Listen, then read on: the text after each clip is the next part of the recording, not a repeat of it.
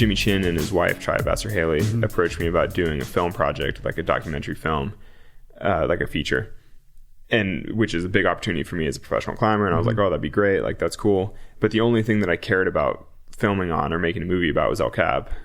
And in a way, I was like, it's kind of an amazing opportunity to do justice to El Cap, right? You know, because if any climb in the whole world deserves a movie about it, it's El Cap. I mean, it's the most beautiful wall in the world. It's like, that is a pinnacle climbing achievement that, you know, should be documented in a good way. If it's ever going to be filmed, it should be done right, you know?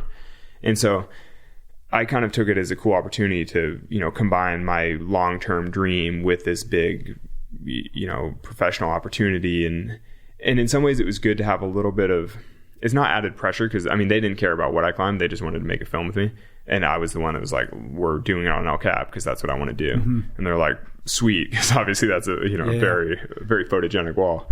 But it was a little bit good for me to have a little extra, you know, to actually go and start working on it. Because, you know, without having ever talked to anyone about it for years, I just kind of sat on it. It's like, oh, it's too big. I don't know. And then once I started talking to my friends about it, and it became like a film project, and then once we were filming, then I started talking to my friends more about it, and then it became more real to me. It's and I actually worked on it. This is happening. Yeah. Right. Yeah. And then I started the real process of like, okay, I'm working on it. This is what I'm doing. And then I did it.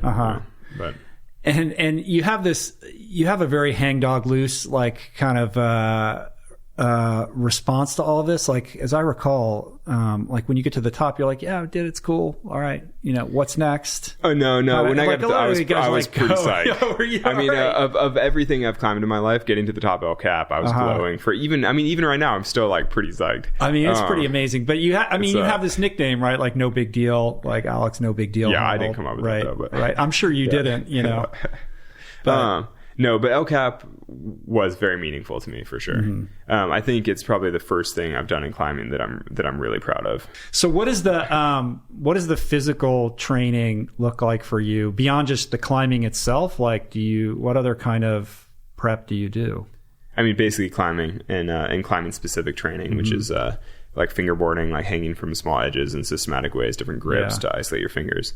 And then opposition stuff, you know, so like working your pushing muscles instead of your pulling muscles, just to keep from getting injured. And then I was actually doing a fair amount of stretching before El Cap, just because one of the hardest parts on the crux is this big karate kick to the left with, you know, it's just this crazy maneuver where you have to put your foot like way over there. And so as I got more flexible, that became more secure. But pull-ups, finger pull-ups. Yeah, all that kind of stuff, yeah. But I mean, for the 6 months, I guess, preceding the actual real solo, maybe the 5 months preceding the real solo, I was, as I call it, on the program. You know, so I was getting like a weekly massage to help with recovery. My diet was like pretty locked in. I basically didn't eat any sugar or anything. I had no supplemental dessert stuff for, you know, 5 months. I was basically eating vegan diet, but with eggs still, but very clean, very wholesome, like not eating out that much, just like, you know, eating rice and vegetable type meals. And just like, I was probably the leanest I've ever been, but part of that because I was doing a lot of exercise. So I was also just burning a lot. But I think when I sent the free rider, when I actually free soloed El Cap, I was probably 3 or 4 pounds lighter than I normally am. But part of that's just from all the hiking and stuff too. But I don't know, but I was very fit, you know. Actually, I just said I was in New York the last couple of days. I was climbing with one of the cameramen, one of the Verite filmmaker guys that was shooting with me for the actual ascent. And so he was the guy that walked to the base with me and then was also on the summit. Basically, he filmed me taking off the bottom, and then he ran around and made it to the top, and then he was on top when I got there, which is pretty cool. But this guy, Claire. And so I was climbing in the gym with him because he's a rock climber also. And he was like, oh, when we saw you in the spring, like, yeah, we're all like, whoa, he looks fit. Like, you know, he's been training, which, I mean, I'm always climbing and always training to some extent, but it was for me a different level. But like a level of focus and specificity for that particular task. And I think because I cared about the objective so much more, I was willing to really, you know, people were, you know, offering you cookies or something. You're like, no, I don't need that. Yeah. You know, like I've got a goal. And so what does it all mean to you? Like, it's been a moment, you know, since that occurred, like with a little time and perspective, like, you know, how do you think about it? And like, what is the significance of that for you? I don't know. I mean, I think I might need another moment, you know? It's funny because I'm still talking about it a lot, and the film project is still ongoing, and I've been doing a lot of talks around LCAP, and so it still feels pretty fresh for me, even though it's been 6-7 months now. But I don't know. I added a couple of chapters to my book, so there'll be a revised edition of my book coming out. Right. And so I've been writing a lot about it. I've been editing. It's like I'm still very much in the world of freerider. Yeah. And so I don't know. I mean, but it's definitely the biggest goal or project I've ever had in climbing. Yeah. It's definitely.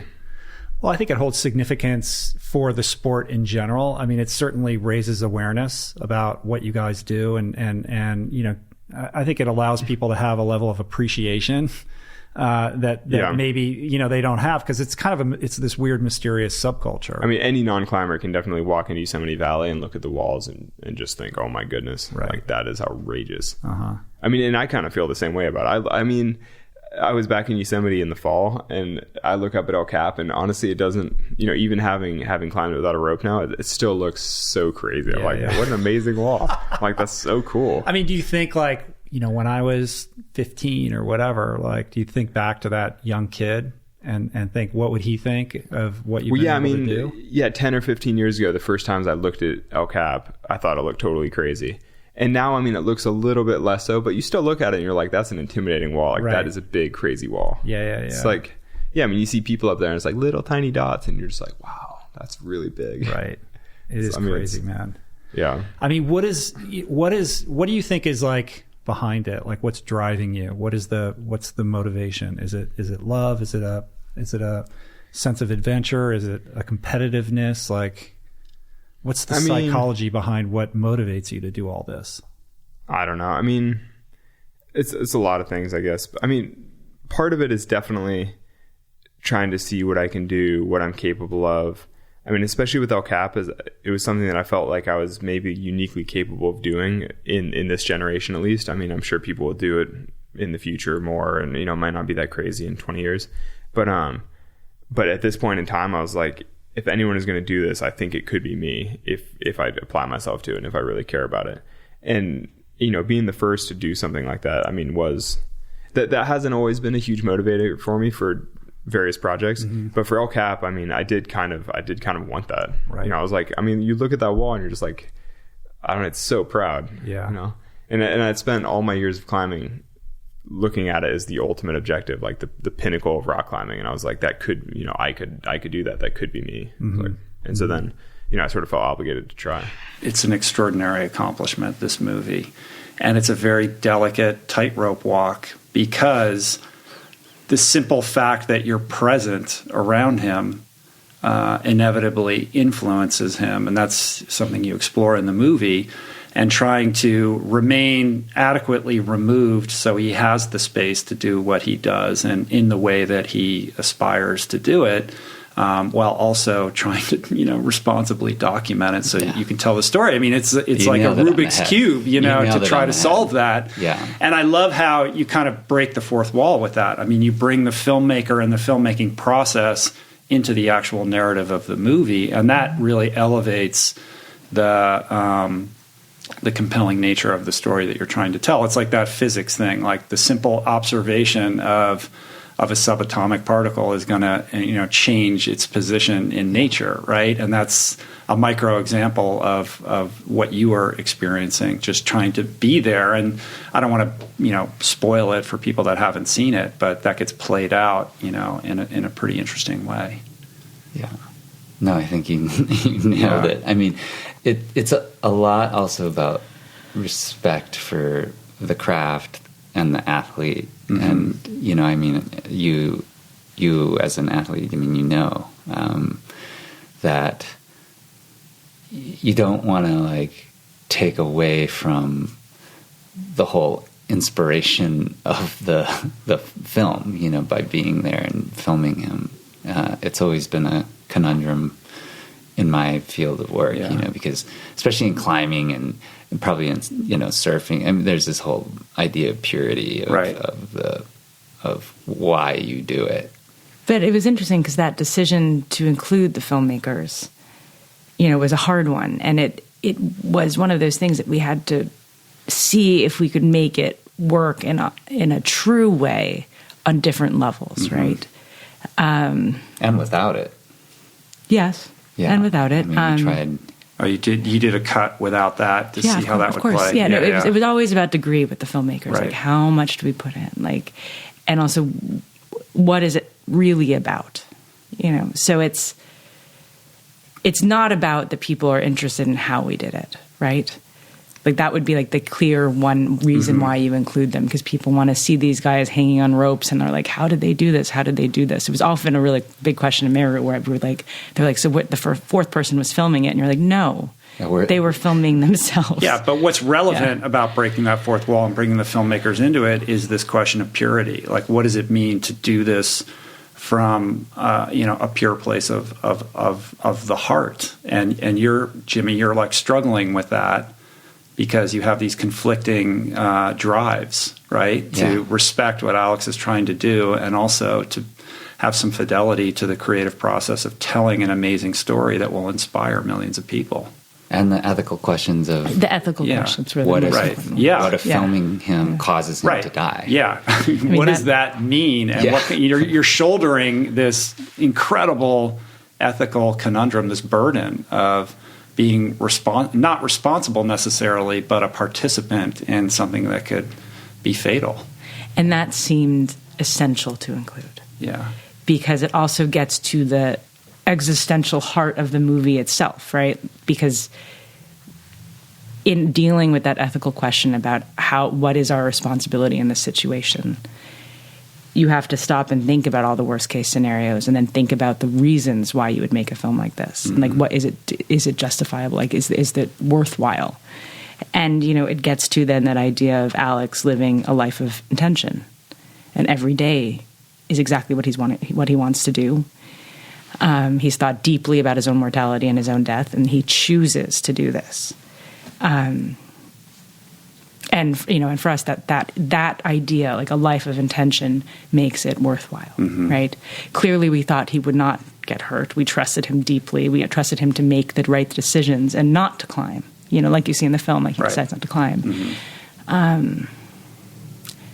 But it was, including the crew, was a way to get there, to talk about this, and also, what was always been a solo endeavor for Alex. Like, he's in a van, he gets up and he goes and does this, and no one knows about it. Maybe someone later, reports it on a climbing blog. His greatest free solo of his life ended up being about a connection rather than being isolated. He had his best friends next to him for a year and a half, training alongside him, giving him feedback, trying to refine their shots while he's refining his moves. Yeah. And all saying, like, we're never going to ask you whether or not you're going to actually climb. And we like you for who you are. You're you, and we're still here. Yeah. And then he had this woman who entered his life, who, I think for probably the first time in his life, said, I'm going to tell you how I feel about this, but I still love you. Yeah. And I'm going to try not to go anywhere. So I think that it was this weird process for Alex, that it became about connecting with people and communing with people, sharing an experience, whereas it always had been just this loner endeavor for him. And the crew was a way of bringing that to life by showing the crew's feelings about this and how they interact with Alex was our way of trying to get to that truth. To go into that just briefly, one of the reasons I think that glyphosate was not put on the market in 1958 when it was discovered is because the Japanese inventor of that chemical recognized that that was a water-soluble toxin. You do not want to introduce a water-soluble toxin into the environment because you can never get it back, right? In that, where if you have a fat-soluble toxin, it'll actually be sequestered by mycelium in the soil. If it gets into a human or another mammal, it'll be sequestered by fat cells, so it never hits the brain. It'll be protective. A water-soluble toxin, on the other hand, can't be subtracted out of the ecosystem because everything on planet Earth, including your human body, is water. And that means that, sorry to interrupt, but that means that this chemical can pass through that one cell, that one cell width of the gut lining and the brain blood barrier as well, right? It's going everywhere, and it's also, before it even gets to the human body, going everywhere. And so the current statistics is that less than 1/10 of 1% of the Roundup used on the planet actually hits a weed. The other 99.99% gets into the soil and into the water system and washes off. And so we are now seeing the runoff from these farms and in the water table itself. So we have fossil aquifers in the United States here that run from Canada all the way down to, historically, Mexico, that is now dried up. We've turned over 1,000 square miles of Texas into desert over just the last 20 years from sucking water out of the ground. Mm-hmm. That fossil aquifer is now contaminated with Roundup that's filtered down into this ancient freshwater source for us. And then in the same moment, you've got the Mississippi River, which collects over 80% of all the Roundup in the country. And then it's evaporating the whole time, so it's going into the air that you breathe, and then it goes into the clouds, and then it rains down on us. Recent studies in the air and rainfall in the southern United States is showing 75% of the rain, 75% of the air contaminated with Roundup. So before you even take a bite of food, insane. You're being hit with an antibiotic when you breathe. You're getting hit with an antibiotic when you experience rainfall. And so you may be growing organic crops, but they're getting rained on. And so we have now locked this water-soluble toxin into our environment. Fortunately, to give you a little bit of breather here from the bad news, is that there are bacteria and fungi that can eventually digest the glyphosate. The downside is we need to stop spraying it so that they can return. Mm-hmm. We're decimating those very bacteria and fungi by the presence of Roundup to the point where they're not digesting it. Current estimates is if we stop spraying Roundup tomorrow, it would take about 50 years before our ecosystem saw a drop in the level of Roundup below our toxic levels. And what is the current, I don't know, market cap isn't the right word, but how profuse, it's billions of dollars, right? Is there anybody outside of the organic farming community that does not use Roundup, or people that are even just weeding their own gardens at home and spraying their lawns? That's actually where it started. So before we genetically modified crops to be able to be sprayed directly with Roundup in 1996, that occurred. But before that, it was really the homeowner that was contributing most to our toxin load, because in the 1980s, the EPA allowed Monsanto to go direct to consumer with their advertising for this chemical. And so they created those Super Bowl commercials of a guy walking out of his suburban garage with a dramatic soundtrack, and he had 2 pistol grips on his side, and he came out and boldly sprayed down the 4 dandelions that were in his driveway, which happened to be superfood that kill cancer. But anyway, he sprays these 4 dandelions. He kills the 2 things that actually are awesome. He kills the only medicine on his property. And so suddenly it was by far and away the most effective direct-to-consumer advertising ever, because suddenly males in the United States realized it could be manly to weed. Right, they're like shooting guns. They're shooting guns. On their knees. It's easy warfare, whatever it is, instead of having to actually bend over and put on a pair of gloves or whatever it is. And so we started broadcasting this stuff across driveways, sidewalks, patios, into our own garden spaces and everything else. And that the difference between a homeowner who's going to go through a couple gallons and a farmer who will go through tens of thousands of gallons, the farmer is super careful with the usage because their margins are so low. Mm-hmm. The homeowner doesn't care, so they're spraying it down, and they might use a quarter of a gallon of glyphosate in an afternoon, whereas a whole farm might treat the entire 1,000 acres with that same quarter gallon. Mm-hmm. So the smaller the user, in some ways, the more dumping of this chemical they were doing. So by the 1980s, we were drinking Roundup out of our municipal water systems. It's getting into our water system. That's unbelievable. Well, let's take a moment and just kind of canvas what the discussion is around glyphosate, because I think it's worth mentioning that as soon as you bring this up, we start to tiptoe into this world of crazy conspiracy theories, and you must be some insane hippie person to be bringing this up, and don't mind him, like he's just a wacko, he's a whack job, he's a marginal character. We know this stuff is safe. It's been around forever. It's been vetted. The EPA, they're on it. They know what's healthy for us. If it was dangerous, they would have outlawed it. And this has been around for a long time, and there's no indication that anybody's getting sick from this. So what are you talking about? Yeah, if the conspiracy theorist was right, then we'd see 1 in 2 people with cancer, we'd see 1 in 30 kids with autism, we'd see Parkinson's going crazy. They're literally repeating back, if if it was toxic, we would see literally what we're seeing, And so the reality is the public health statistics have gotten so grim in the last 8 years that nobody can call this a conspiracy theory anymore. Right, but it's almost like, but where's the smoking gun? The smoking gun is what's been missing. That's what we found in 2012. So in 2012, we found it backwards. I don't think anybody's actually smart enough with the human gray matter that we're given to actually create a paradigm shift prospectively, right? So every great, mind that we look to in the past, Galileo or, Ben Franklin or anybody, we said, they discovered something, or, Edison. These just came at moments when the evidence got so overwhelming that it became obvious, right? And so in the same way, in 2012, the evidence was getting so overwhelming that we were onto something in the nutrition world. But at the time, I was still thinking cancer therapy, because my background was in chemotherapy development. And so when I found these molecules in soil that looked similar to the chemotherapy I had been making, a lot of bells started ringing of like, what is that? Where did it come from? How is there medicine in the dirt? Like, where is that coming from? And within a few weeks of that discovery of those molecules, we found out that bacteria and fungi were making these specific shapes of these carbon molecules. And that really closed the loop for me, because there had been some papers coming out in the mid-2000s in the cancer world that were starting to say that the bacteria in your gut were predicting which cancers you would get. If you're missing these bacteria, you would get prostate cancer. If you had these bacteria, you would get breast cancer. That was so radically bizarre and out there for our current model, even to this day, as to how cancer worked. But now you fast forward 8-10 years, and now there's tens of thousands of articles that are showing that genomically, the bacterial genome is way more important in determining cancer than the human genome.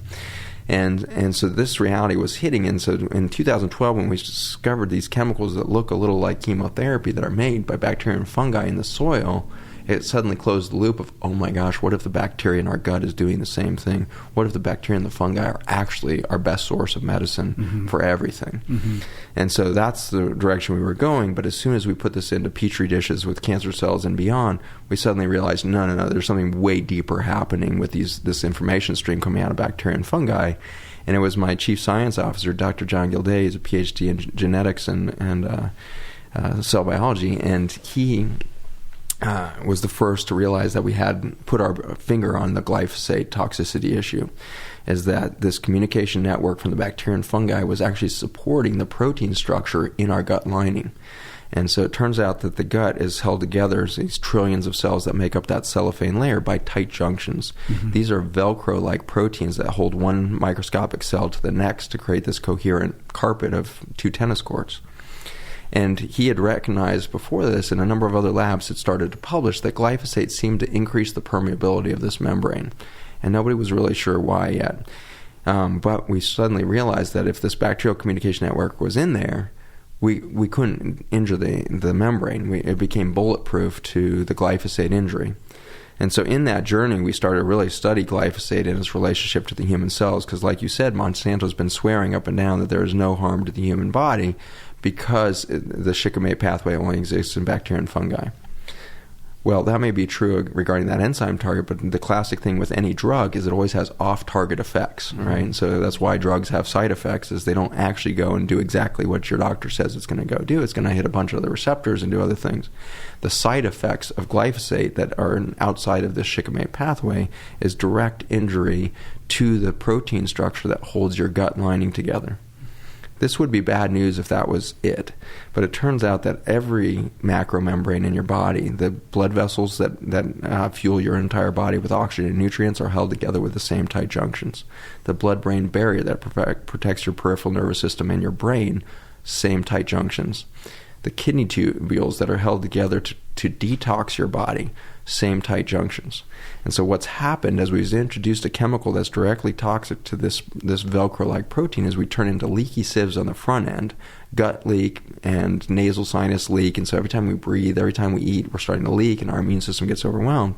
Then the blood vessels that are supposed to deliver either an immune response from peripheral or get nutrients to some distant space is also leaking. And so we're getting permeability of the blood vessels. Then you get to the blood-brain barrier. This is supposed to be the holy of holies. A peripheral nerve or the brain is supposed to be protected against everything in your blood, because even glucose, which is the main fuel for your brain, should not get into the brain in an unregulated fashion. It will damage the nerves. And so the holy of holies of the central and peripheral nervous system is being destroyed. And so if that's true, if glyphosate was really damaging that, then we should see a massive explosion in neurologic injury to children and adults starting in about 1996. And that's exactly when we see this steep increase happening in autism, Alzheimer's, Parkinson's, neurodegenerative conditions like MS, autoimmune diseases, and all the rest. We were doing a counterterrorism exercise. The goal was to test this new equipment that the R&D department of the military had created. It was unmanned video and sonar designed to detect attack swimmers and attack divers coming in to put bombs on our ships and equipment. So they set it up on the pier in Sydney Harbour alongside the Navy base. And it's very central to everything. You can see the Harbour Bridge. It's not that far away. The Opera House that everyone knows about. You can see all of that. I was just out there last year, and I took one of those ferries, so I'm visualizing it perfectly. Yeah, so when you're moving away from the Sydney Opera House, and that's behind you on your right-hand side, and you get to that fort in the middle of the harbour, Fort Denison. Yeah, I know exactly what you're talking about. So if you look 45-degree angle over to the Navy base, right by the pier, right there is where I got attacked. No one has been attacked in Sydney Harbour in 60 years at that point. No Navy diver ever. That was kind of a banner year, though, overall for shark attacks. There were like 21 that year, I think. It was a little less than that, but there was a guy the day after me at Bondi, which is, as the crow flies, probably 5 miles away, and he lost his hand as well. So I've got the new guy in the water. He's pretending to be an attack swimmer. All the R&D guys and my chief are up on the bow of one of the warships watching, and this equipment's on the pier trying to detect him. And he's swimming around for about half an hour, and I thought I'd do him a good turn, and I said, "Jump out, mate. I'll take over for you." I rolled over the edge of the little black Zodiac in a black wetsuit and a pair of fins, and I was doing what we call finning. I was on my back on the surface, just kicking my legs. And it was a 3-tier thing. We were going to do surface swimming to see if it could detect us. We were going to do scuba to see if it could detect us. And then pure oxygen rebreathers with no bubbles to see if it could detect that. So we were still in the first phase. This is 40 minutes into testing on the very first day. And I'm in the water, on the surface, on my back. This is simple routine shit. Yeah, this is nothing. This is like the boringest day ever. Right. And I had to get up at 4 o'clock in the morning for this shit. So it's end of February. It's February 11th. So the start of February, which is the end of summer for us. It's probably the hottest season of the year. But it was kind of chilly. It was overcast. The water's murky in Sydney Harbour. So combining all of that, you can't see through the water at all. And I'm on one of my first runs towards one of the warships that I'm, pretending to attack. And I look over my left shoulder to make sure that I'm going in the right direction. And before I can turn back, I just get this massive whack in my leg, like someone's hit me with a baseball bat. And it didn't really hurt. It was just surprising more than anything else. And I turned around to see what it was, thinking the guys in the boat maybe got too close. I couldn't hear because I had water in my ears. And I turn around and my brain couldn't comprehend what I was seeing, because I'd never seen a shark's head up close in real life like that before. And it took me a few seconds, and I thought, holy fuck, it's a fucking shark. And all of these things ran through my head, and I thought, okay, I've seen the Crocodile Hunter, I've seen Discovery Channel, I'll jab it in the eyeball. Right. And so I tried. You're supposed to punch it in the face, right? Yeah, is that a myth, or is that like a real thing? No, that's like that. People have said it works. I just thought eyeball, because that's the softest spot. So I tried, but I couldn't move my arm for some reason. And I looked down and I could see all the teeth half embedded into my thigh. I could see the lips pulled back, all the pink gums, and the teeth going all the way up my leg over my wrist, which was by my side. So it had my hand in its mouth, which is why I couldn't move it. And it's still, at this point, it didn't hurt. I could see the teeth embedded in my hand.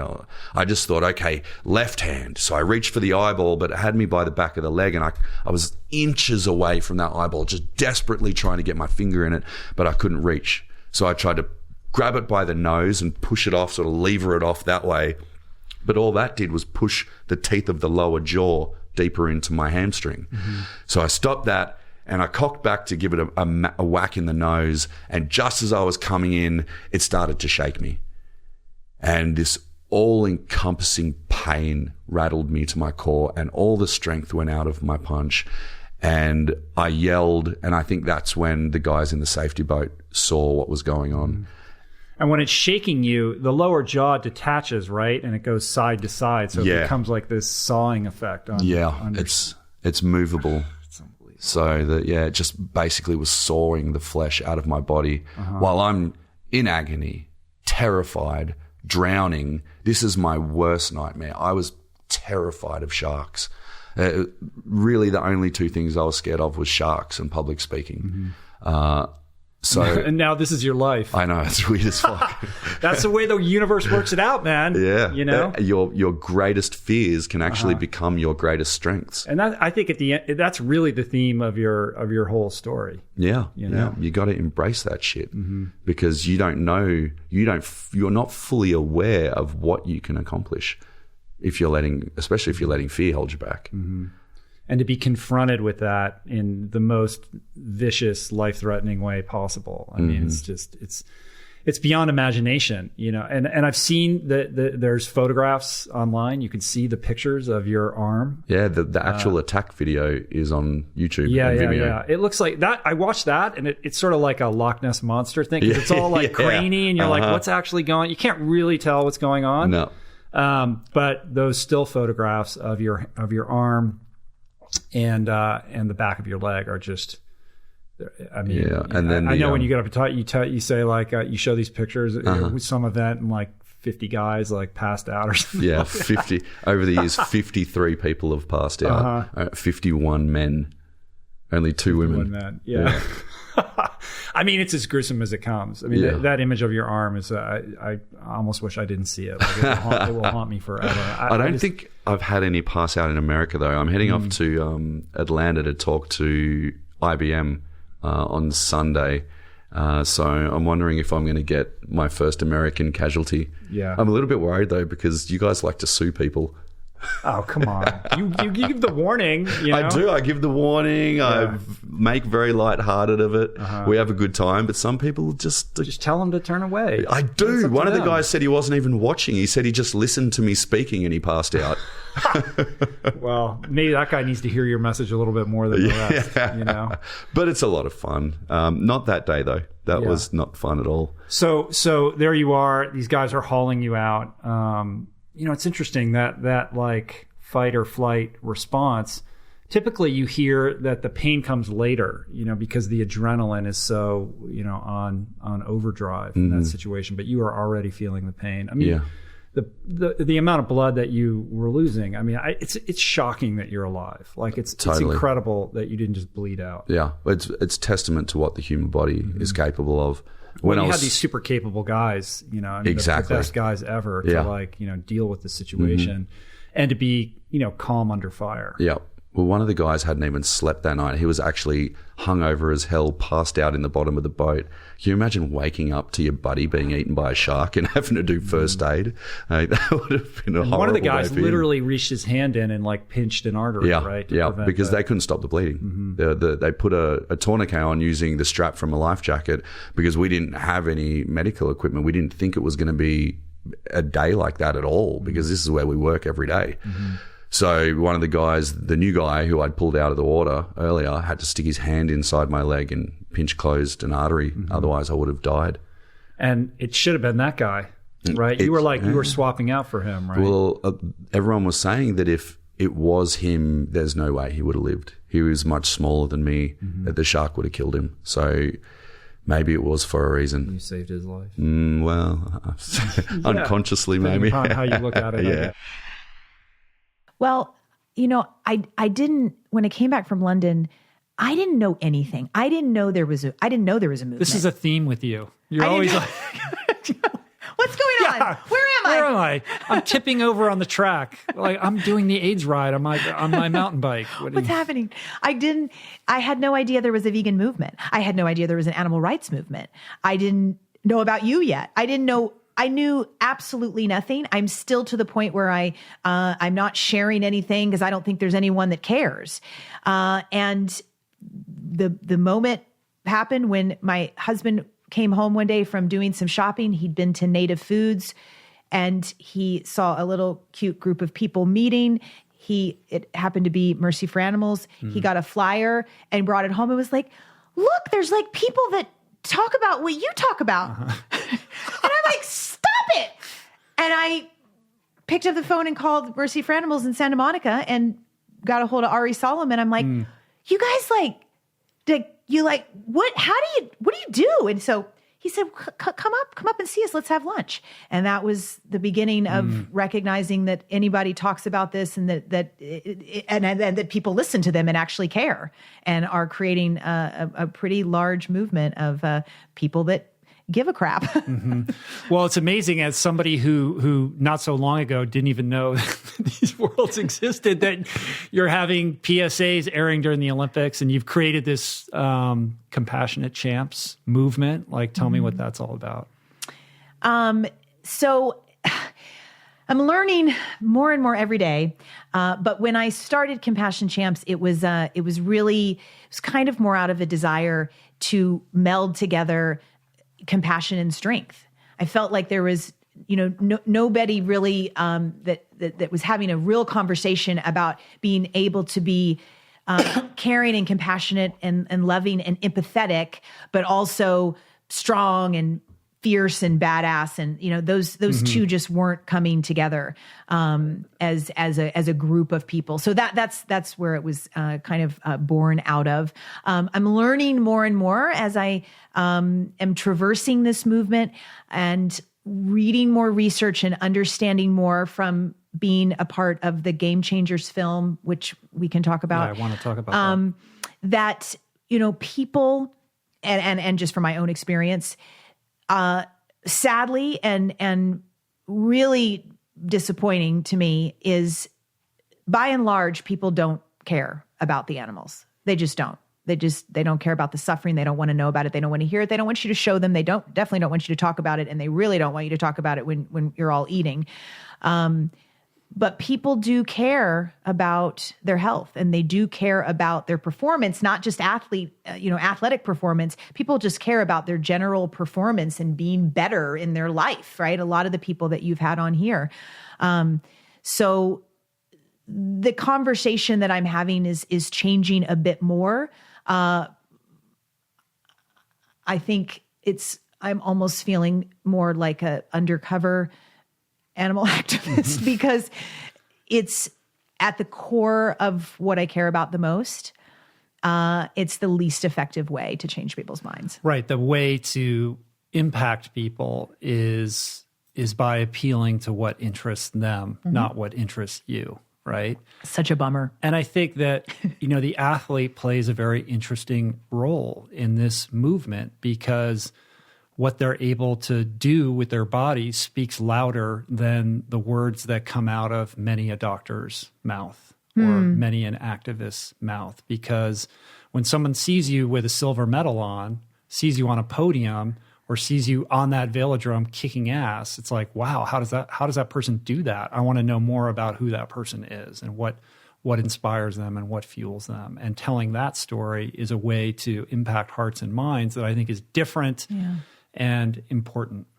And that's why I think this Game Changers movie that you're a part of is going to be a really big deal. Like, I haven't seen it yet. I've seen the trailer, but I know it's making a splash. You were at Sundance. You just got back from the Berlin Film Festival.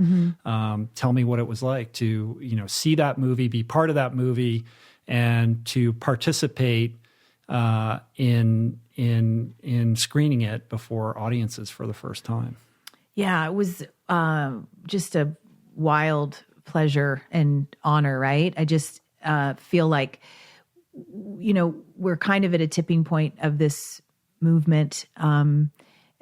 We're not anywhere near like a large percent of the population eating plant-based, but I feel like I'm definitely having outside of the movement, right? We have to take ourselves outside to really recognize, but those conversations are at a much higher level than they used to be. People are at least aware. Now, if they've decided that that's for them or not, maybe not. But screening the film at Sundance and at the Berlinale in Berlin, which was the international premiere, it was so many different types of people asking all different types of questions. You know, that's what I loved about it. It was like a wide variety of questions that, not just your typical like, oh, where are you getting your protein? Well, they cover that in the film, so maybe that's why they weren't asking that. But, and people's reaction to it was, at Sundance, it really, really caught me off guard and by surprise.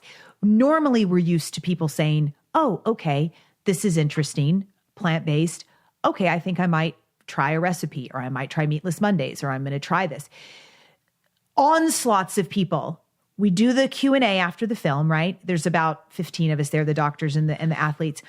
I'm the only female because the other two females, it's a male, very male-focused film. There's a kind of a bro-heavy. Totally. It's very focused on young men because they are the ones that are resistant to change as far as eating meat and the meat myth. So there's 3 females in the film, and the other 2 are still competing. So I was the only female there. So I just got this rush of women, you know, standing in line to talk about this. And every single one says, I'm starting today. What do I do for dinner? Somebody else comes up and says, I'm going back to the condo and I'm supposed to cook for 10 people and I have chicken in the refrigerator and I can't serve them that. It's, you know, it's diseased, or, you know, she would pick out different parts of the movie that she had learned about all of the gnarliness of chicken.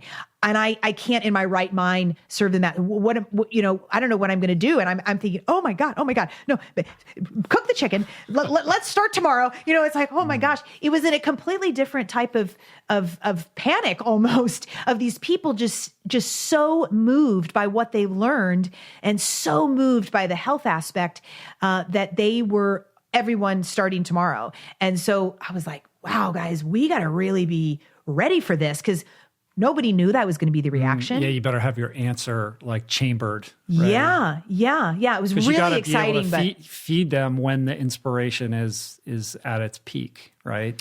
Exactly. Yeah. So And what was the response in Berlin? How was it different? It was. Oh gosh, people are a little bit more subdued there. You know, the Germans are also questioners. They're much more. So we got, there's a part in the film where it kind of goes into tobacco industry and kind of how they were eventually exposed, even after there was, 700 studies that says smoking kills you, but they had, kind of kept them all quiet.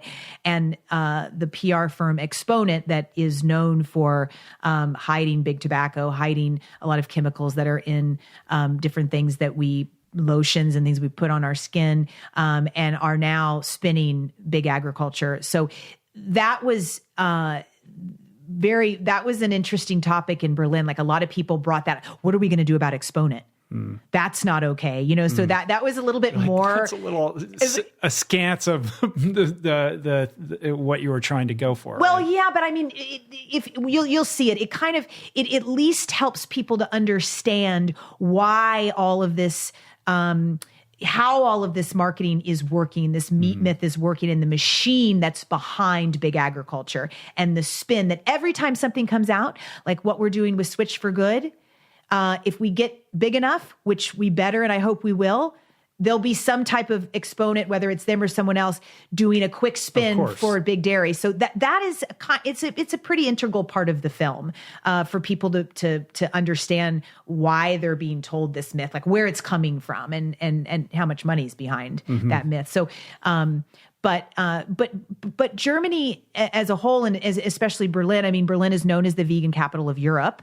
So, it was really people with very open minds too at the film, Habits are one of the phrases I'd like to use is that pretty much any of the results in your life are a lagging measure of your habits, right? So your weight is a lagging measure of your eating habits. Your bank account is a lagging measure of your financial habits. Your clutter is a lagging measure of your cleaning habits. Like, the outcomes are just the manifestation of the behaviors that preceded them. Right. So you kind of get what you repeat in that way.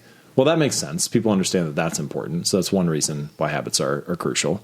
But there's another thing that habits do that is even more central, even more important. And that is that your habits are the way that you embody a particular identity. So every morning that you make your bed, you embody the habits of, you embody the identity of an organized person, someone who's clean. Every time you go to the gym, you embody the identity of someone who is fit. Every time you sit down to write a sentence or a page, you embody the identity of someone who's a writer.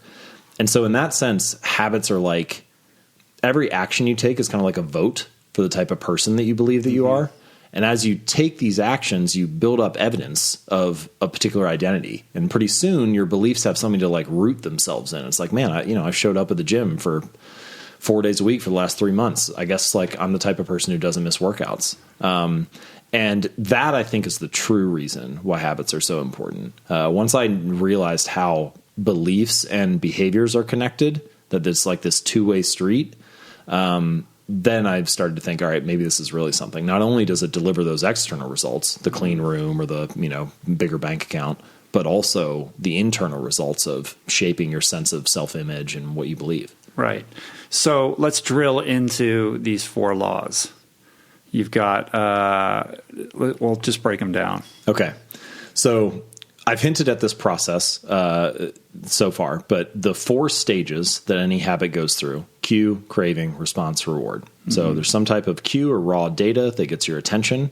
Then you predict or interpret that data in some way, which motivates you to act, take a response, and then somehow that behavior either benefits you or does not benefit you. And that's what gets you to close the feedback loop and update your prediction for the next time and decide if you want to continue that. Although a caveat to that, I would imagine, is that there is you're saying it either benefits you or it doesn't, but isn't there an argument that it's benefiting you somehow? Maybe not in a good way, but you're getting something out of that. Like if you have a habit that's unhealthy, some bad behavior, and everybody tells you got to stop doing that, you're getting some positive result from that, even if it's twisted, or unhealthy. There's something inside of you that compels you to act that way because you're getting something out of it. Right. So that's a crucial point. Yeah, like whether it's masking some pain or whatever it is, there's a reason behind that. All behaviors, those that are repeated, serve us in some way. I guess we'd say all habits serve you in some way. Yeah. And one way to think about this is that every behavior produces multiple outcomes across time. So if you take a bad habit or an unhealthy habit, like eating a donut or something, the immediate outcome is favorable. It's sugary, it's tasty, it's enjoyable in the moment. That's how it serves you. That's the reason why you repeat it. The ultimate outcome, if you repeat that every day for the next 3 months or year or whatever, is you end up gaining weight or you're less healthy or so on. For good habits, it's often the reverse, right? Like sometimes, the benefit of going to the gym in many people's eyes is the immediate outcome is unfavorable. Sweat, I have to work, it's effortful, it's hard, I need to sacrifice. I don't get to watch TV, I got to go there instead. So the immediate outcome is unfavorable. The ultimate outcome, if you repeat that habit for 2 months or a year or whatever, is you're fit and healthy. And this is one of the key challenges of building good habits and breaking bad ones, is figuring out ways to take the long-term consequences of your good habits or of your bad habits and pull them into the present moment. So you feel a little bit of the pain right now, so it serves you less. And to take the long-term rewards of your good habits and pull those into the present moment so it feels good. And this is one reason why, it's great to choose, like, what's the best form of exercise? Well, maybe it's the one that you enjoy, because if it feels good in the moment, now it serves you and you have a reason to repeat it. So a low-carb diet, of course, many of them continue to eat a decent amount of greens in their diet, but they're eliminating all the whites and they're hypervigilant about it. The big difference in the ketogenic diet, are you doing high-fat, low-carb, low-protein, which we can talk about, and with a plant-based approach may actually have some benefit in science, or are you doing a low carb, high fat, and high protein diet, which probably ages you quicker than any other diet on the planet? And that isn't always parsed out in their conversation. So the scary skeleton in the ketogenic diet closet is you'll lose weight. You may have some boost in energy for a period of time. You may be increasing your mortality risk. And they just don't talk about that with great regularity. So it's a difficult diet, and I think Dave Asprey trying to eat in the Google, I don't know that he'd want to be cornered as a ketogenic diet proponent. He has his brand, Bulletproof Diet. But, the difficulty he had, and my patients telling me, this is, on the road, it's easier to be plant-based than it is to eat a strict ketogenic diet right now of, high-fat options. You're going to have to carry around your own food. But the gravest concern is it a healthy pattern? Is there any natural population that even slightly approaches it and has done well long term? Kind of a bullet shot at the plant-based movement. Show me a society that's been plant-based for centuries and has thrived. That's one of Nina's big points. Big points. But show me a community that's, you can talk about Eskimos and the Maasai who live to age 30 or 40. Well, that's not kind of the example we're talking about. Show a Okinawa type population that was 90% plus plant-based and thrived. Great. We have our example that approximates the way we eat. They have great difficulty with that. In fact, the scientific data is it's the converse, that they are at risk shortening their lifespan. If it's an animal-based, low-carb diet, particularly if they're emphasizing foods that they feel are high in protein, which are typically going to be meats of a variety of kinds. No matter whether it's grass-fed or not, it's the basic constitution of animal muscle that can age you excessively, and the science is well known. So a couple observations on that. First, with respect to the degree of difficulty of maintaining a ketogenic diet, it's an interesting thing to talk about because you're right. Like, to actually do a ketogenic diet properly requires an incredible amount of a forethought and planning and discipline. It's not easy to really dial that in and make it work.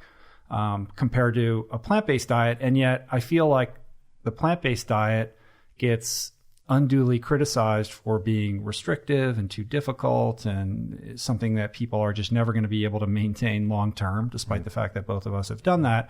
But people are very quick to jump on the ketogenic bandwagon and try it with enthusiasm without that same concern being applied. Yeah, I agree completely.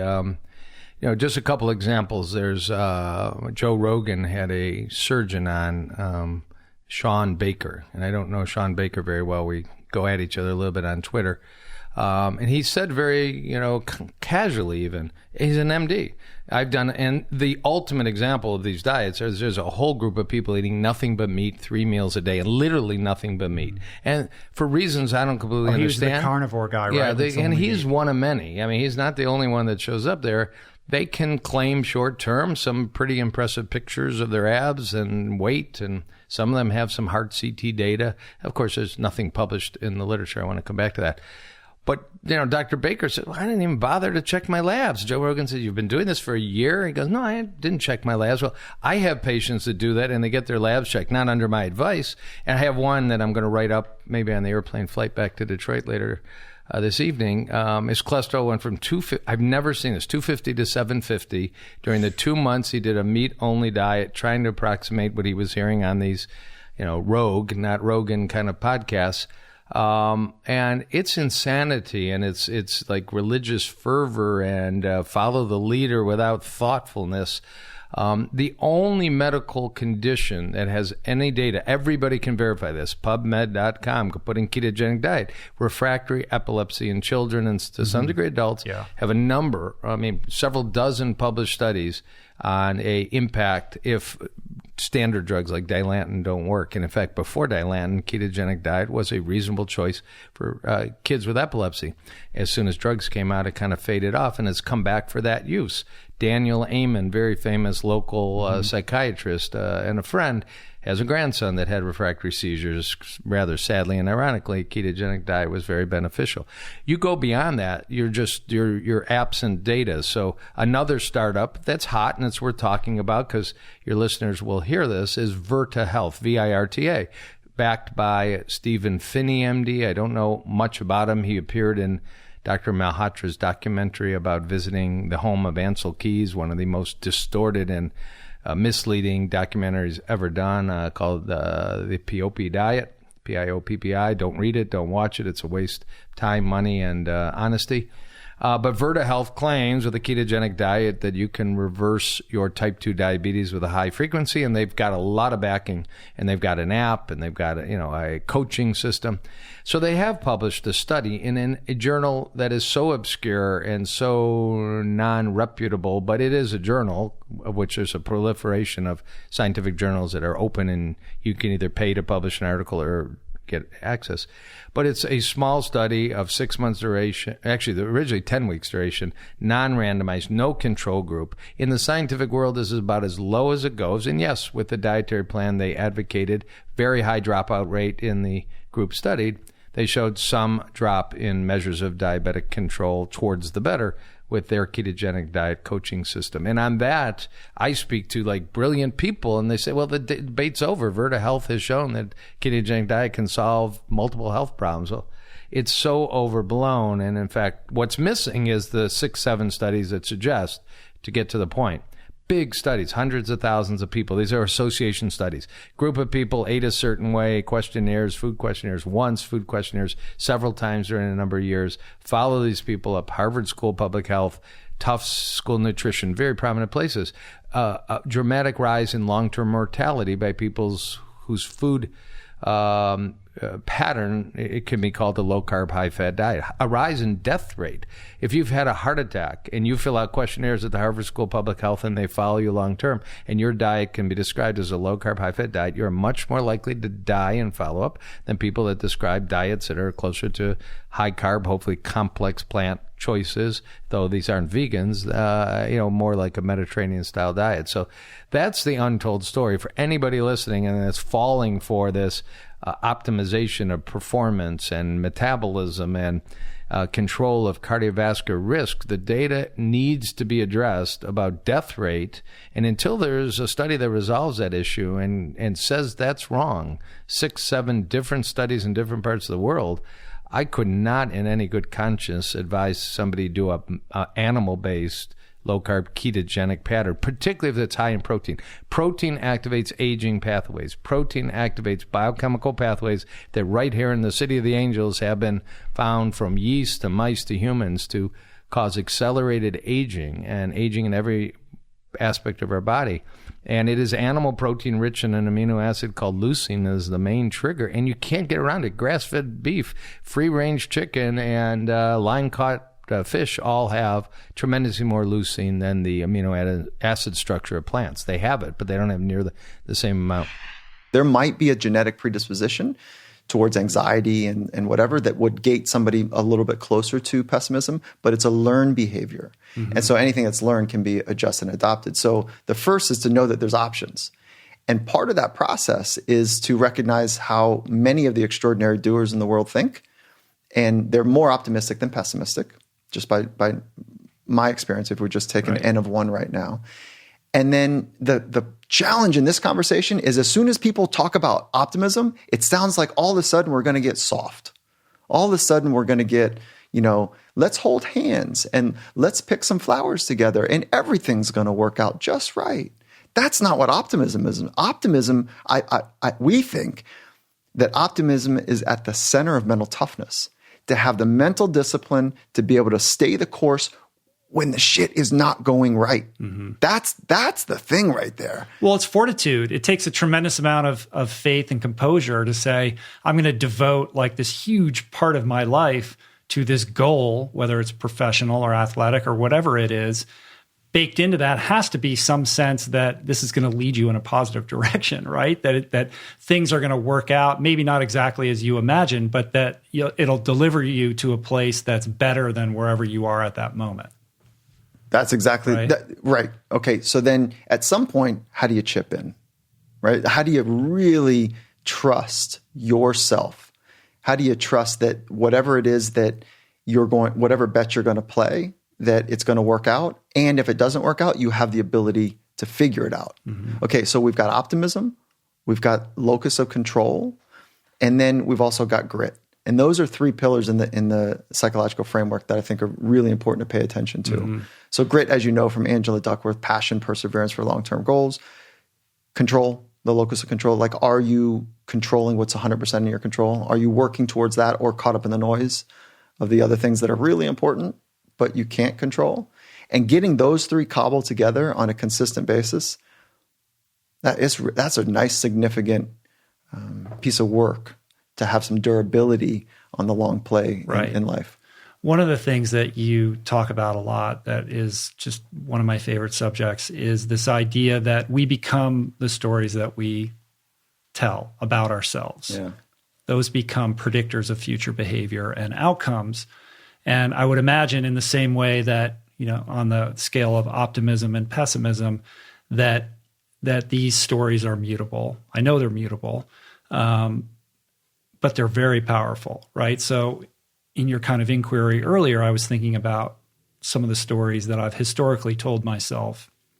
And a lot of them are around this idea that, I don't think I'm that talented, but I have this huge work ethic capacity. I know how to suffer. I actually like suffer. I have it's all imagined, and it plays out as truth, but I've been able to make my way in the world and overcome whatever talent deficit gap that I have because I'm willing to and capable of outworking the next guy.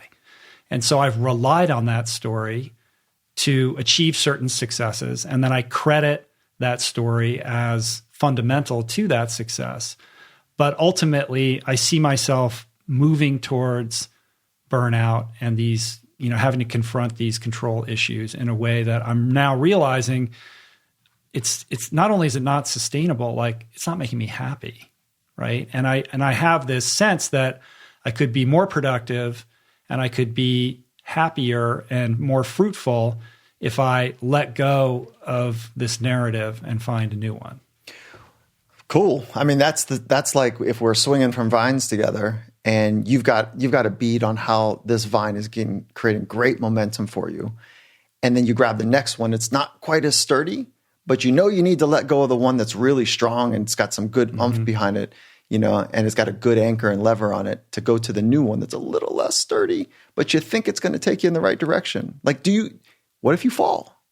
Can you figure it out? And I'm not looking at you that way. I'm saying for all of us. Uh-huh. So there is, rational emotive therapy is take a look at the worst case scenario. Feel that. Really examine the worst case scenario. And oftentimes what happens if you go in that kind of dark place, if you will, and even write it down or talk about it with someone that you really trust, is that you end up coming through going, well, the chances of that happening are pretty low because I'm pretty resourceful. But if it did, I'd rather go for it than not go for it. Mm-hmm. So there's something in there that ends up happening for people. But the thought that, yes, can they change? 1,000%. And you go back to the constriction thoughts or the expansion thoughts. When you belly laugh, it's really good. And it just feels really good. That's space. That's expansion in there. And so those thoughts that lead to the freedom to have that type of experience on a regular basis, wouldn't you trade a lot of that for I don't know, whatever quote unquote success is, outwardly success? Yeah. Isn't that really valuable? Yeah. And if we follow, Harvard did that 75-year study on fulfillment, and that's a long study now, 75 years, right, to study fulfillment. And what they found, 2 of the largest pillars for fulfillment in life is grokking and wrestling with the difficult questions in life. So not shying away from, this is a difficult question we're talking about. Mm-hmm. And I think we have, and the other one is deep relationships. It's like Susan David. Mm-mm. She's a Harvard psychologist who wrote this book, Emotional Agility. I do. I know the book. Yeah. But it's that idea. Her saying is, what is it exactly? I'm going to butcher it. But essentially, grappling with difficult emotions is the price you pay for a meaningful life. That's right. So this success the idea of being fulfilled and contented in your life requires you to face these things that, kind of our culture pushes up against and says, don't worry about that, or take this pill, or, just pretend it didn't happen. And I think what's happening right now, if we kind of map, less than 100 years, from the Industrial Revolution to now, is that our ancestry at some point figured out that no machine's going to take their job. So they came home to the dinner table and they said, you know what? No machine's taking our job. We're going to work. We're going to figure it, not in this house. Mm-hmm. And so we've been handed down that work ethic ethos. You and I certainly have, but many people have been handed that down. And then what it's turned into over time as a generation of has muted the story, or not muted, but shifted the story just a little bit, is that I need to do extraordinary things to be extraordinary. So the thought that I need to do more to be more, I think, is wearing us out. Yeah. Well, I've definitely bought into that. Yeah. And so you're not alone, right? Yeah. But so there's a deep fatigue that will come from that model. And it's time for sure right now. I think the timing of this is eloquent, that let's flip the model, that we need to be more and let the doing flow from that place. So the be more what? Be more present, be more authentic, be here more often, be more gracious, right? Be more. And then whatever the doing that we want to experience in life, imagine the output difference. One is you get those moments in joy, you increase maybe the frequency of them. And then what would happen to the doing if they came from a more pure place? Right.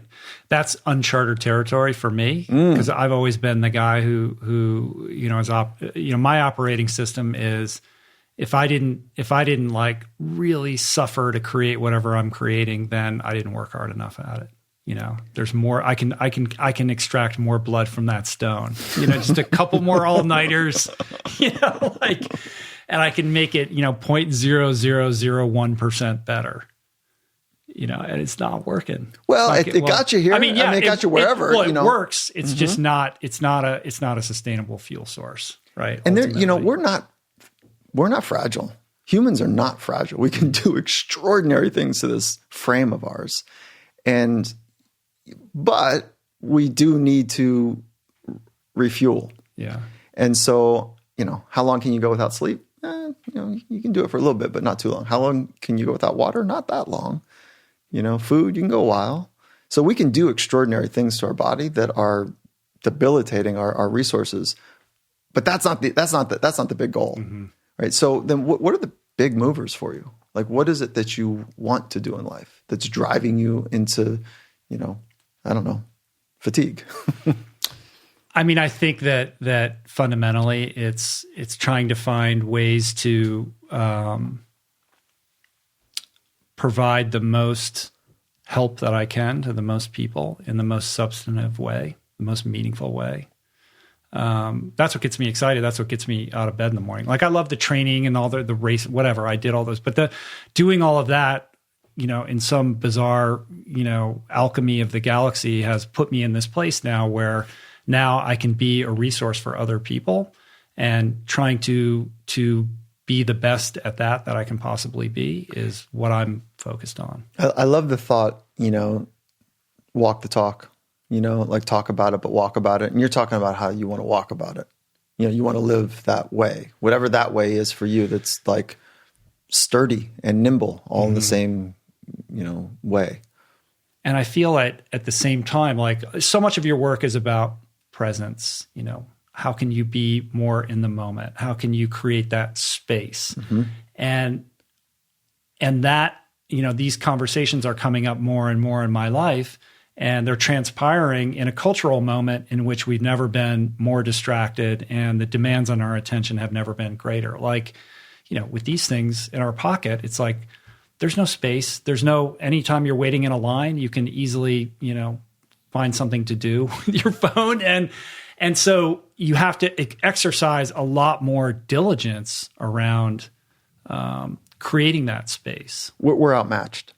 Like technology companies that are really on it have tens to hundreds of PhDs that really understand the neurology of behavior, the thinking patterns of behavior. We're outmatched. Yeah. Do you know this guy, Tristan Harris? Sure. Yeah. Yeah. He's doing a lot of work around that. That's right. We are completely outmatched. And, he's on it. He's early in the days of it, and he's going to take on some tech giants around it. But I will say that, let's say, I'm bullish on technology. I think that, yes, we need to move in that direction, but knowing that there's a counterbalance. So I feel the same things that you do. like the draw to the dopamine hit by checking my phone, by trying to catch up with the onslaught of emails that come through, and yes. At the same time, it feels irresponsible to not carve out enough time to train deep focus, because that's like a multitask, thin slicing, rip and run type of experience. So then the counterbalance needs to be space to be able to condition my mind to be more present, to be more aware of what's actually happening in the internal ecosystem. And I'll tell you what, for me at least, there's a razor's edge to it. It's frickin' hard to be truthful and honest, and the vulnerability, even when nobody else is around, to be vulnerable with oneself is hard. And so externally, I've been fascinated by the razor's edge. That was my early fascination about sport. So working in hostile and rugged and extreme environments, if you will. And what I've also come to value is that some of the most intense environments are the ones that we have within just ourselves. You're sitting at home alone. There's nobody at home. You can do whatever you want. What are you going to do? Exactly. and that's the ultimate battleground, right? Oh my God. But like when you create enough space to listen to that inner experience, that inner dialogue, that inner narrative, whatever you want to call it, which is, it's a human experience. You learn some stuff about yourself you don't want to be reminded of. You don't want to remember that you're a coward, that you're dishonest, that you're afraid that you're going to be exposed. And I'm checking the list for things that I don't want to say about me. And I'd like to play the game that those are not me. Those are for other people. That's me too now. And it's hard because you know what we want? We want to be noble. We want to be courageous. We want to be caring. We want to be great as a human, as a doer and a beer. And, you can't get there without some real discerning honesty. People say, oh, Americans have been told to eat less fat. We're fatter than ever. Low fat is dead. It's all sugar. But we may have been told to eat less fat. But I went to the U.S. Department of Agriculture database because they keep track of the entire food supply, not what people say they're eating, but what they're actually eating.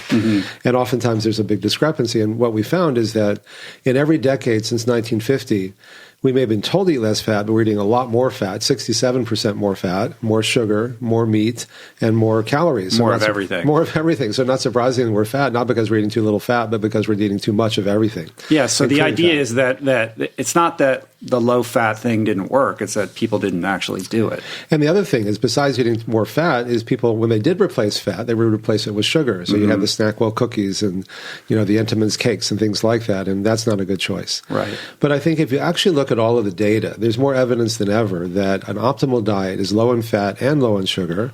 It's predominantly fruits, vegetables, whole grains, legumes, soy products in their natural forms. And we've been doing studies for 40 years, so having been in all these different diet wars and diet debates, I said, look, I'm done. We've done, every study that we've done has shown that these same lifestyle changes can reverse heart disease. We're able to show that for the first time. Type 2 diabetes, high blood pressure, high cholesterol, obesity. We're doing the first randomized trial now to see if we can actually reverse Alzheimer's disease. We found that when you change your lifestyle, it changes your genes, hundreds of genes, over 500 genes in 3 months, turning on the good genes, turning off the bad genes in just 3 months. We found that in a study we published that with Craig Venter, who first decoded the human genome. Right. We did a study with Elizabeth Blackburn, who got the Nobel Prize for discovering telomeres, the ends of our chromosomes that regulate how long we live. We've showed for the first time that in just 3 months, we can increase telomerase, the enzyme that repairs and lengthens telomeres, by 30%. And over a 5-year period, we showed again for the first time we can actually lengthen telomeres, in a sense reversing aging at a cellular level. So the more diseases we study and the more underlying mechanisms we look at, the more reasons we have to explain why these simple changes are so powerful and how quickly people can get better. What do you think that the challenges are or that you face in trying to communicate this message? Because if you canvass the conversations that are occurring right now, they do tend to swirl around this, new obsession with eating a high-fat diet, and everything you ever heard about saturated fat is wrong, and people are all about keto, and there's always a new thing coming, right? A new craze, a new trend.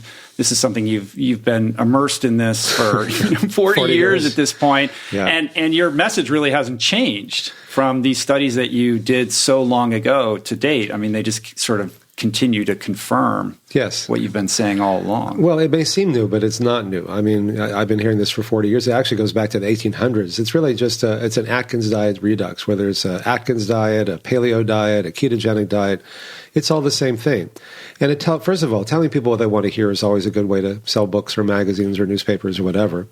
And those media have been so disrupted, they're always looking for, the next thing that they can hook readers with. Mm-hmm. Number two is that the studies are showing quite clearly that, you can lose weight on these diets because most people do eat too many refined carbs. And so eating fewer refined carbs, you're going to lose weight. And Atkins and I agreed on that. It's what you replace them with. I'd love to be able to tell people that, steak and burgers and so on are good for you, but they're not. And if you actually look at the idea is to lose weight in ways that enhance your health rather than mortgage it. Mm-hmm. And there was a study in the New England Journal of Medicine that Stephen Smith published a few years ago that showed actually pictures of what happens on different diets, what happens in your arteries. I mean, you can lose weight with chemotherapy, or smoking cigarettes, or lots of ways of losing weight that aren't really good for you. Amphetamines are a good way of losing weight. And what they found is that on a whole foods plant-based diet, your arteries are clean. On a typical standard American diet, which has the great acronym of SAD, they're partially clogged. And on a high-fat, high-animal protein diet, whether you call it an Atkins or keto or paleo diet, they're severely clogged. And even if their weight and even if their blood pressure may be lower, because these often work through what are called non-traditional risk factors, things that people, the little white blood cells that nibble your arteries and keep them clean and so on.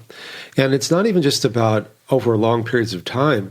Even a single meal that's high in fat and cholesterol can reduce blood flow to your brain, can reduce blood flow to your heart. There's, the movie that James Cameron and Luis Hoyos and others did, Game Changers, which will be coming out soon, has this great scene with 3 athletes, and they give them a plant-based meal, and then they measure how the frequency and the hardness of their erections at night. Right. And then they give them a meat-based meal the next night and did the same thing. And they found they had 300 to 500% more frequent erections on a plant-based meal than a meat-based meal, and 10 to 15% harder erections. In fact, I'm told the film crew became vegan after shooting that scene. That will definitely get guys' attention, right? Because it takes it away from this fear-based approach, like, I can't do what I want, am I going to live longer, is it just going to seem longer, all those kind of cliches, to say, these things are so much more dynamic than we once realized, that when you eat this way, your brain gets more blood flow. You can actually grow so many new brain neurons. In just a few weeks, your brain gets bigger. And particularly those parts of your brain, like the hippocampus, that control memory, that you want to get bigger. When people get older, they say, where did I leave my keys? And what was that person's name? A lot of that's reversible. Your skin gets more blood, so you don't age as quickly. Your heart gets more blood. We found you can reverse heart disease. Your sexual organs get more blood flow. And when people realize that it's not just about living longer, it's about feeling better and improving the quality of life, it really reframes that debate from, fear of dying, which is not sustainable, to joy of living and feeling good and pleasure, which really are. Right. There seems to be a lot of confusion out there right now about saturated fat and cholesterol. For years, the scientific nutrition consensus was that saturated fat was bad, high LDL is bad. And then suddenly some studies came out that caught the attention of the media, and there were a lot of headlines and a lot of articles written about this idea that everything you ever heard about saturated fat is wrong. Cholesterol is something that we need and it's good, and you shouldn't worry about saturated fat, that actually saturated fat is a health food. So Can you walk me through how we got to this point and perhaps clarify the record or share your perspective on this? I remember I was in Davos at the World Economic Forum 2.5 years ago when Time Magazine put a stick of butter on their cover. Butter is back. Yeah, and Nancy Gibbs was the editor-in-chief at the time, and she was doing this one-on-one interview with me, and she said, "So what do you think of our cover?" And I said, "Well, not so well." And she said, "Well, why not?" I said, "Well, because it's not true. The studies are showing that saturated fat doubles your risk of Alzheimer's disease. For every one pat of butter, your risk of premature death from all causes, when you look at 300,000 people in the Harvard Physicians and Harvard Nurses Health Study, goes up by 5%. So these things really are important. Now, cholesterol is good in the sense that your body needs cholesterol. It's a building block for, sex hormones and nerve coverings and all kinds of things. And precisely because it's so important, your body will make all the cholesterol it needs. The dietary requirement for cholesterol is 0. But getting all this extra cholesterol is, we found in our studies that there was a dose-response relationship between the intake of dietary cholesterol and dietary fat and changes in the blockage in the arteries. This was also found in what was called the class study that David Blankenhorn did at USC many years ago. It was one of the first studies to show that the drugs could actually cholesterol-lowering drugs could reverse heart disease. And he found that the same dose-response relationship, the more fat you consumed, including saturated fat, and especially saturated fat, the more clogged your arteries become. Mm-hmm. And even a single meal, as we've been talking about, makes a difference. So, I'd love to be able to tell people that fat is good, that it's all sugar, but it's not. An optimal diet is low in both. Now, the third aspect is animal protein, which people, this whole fat versus carbs debate, I want to make sure that we cover animal protein because there's more and more evidence coming out showing that animal protein is inflammatory. It causes chronic inflammation, it causes oxidative stress, and independent of its effect on, the fat versus carbs. One study came out that showed that people who ate a lot of animal protein had a 75% increased risk of premature death from all causes and a 400 to 500% increased risk of premature death from type 2 diabetes and prostate, breast, and colon cancer. So, again, people like to simplify things and it's all one thing. It's not one thing. It's all these things. And it's not even just diet, but it's all these other lifestyle factors as well.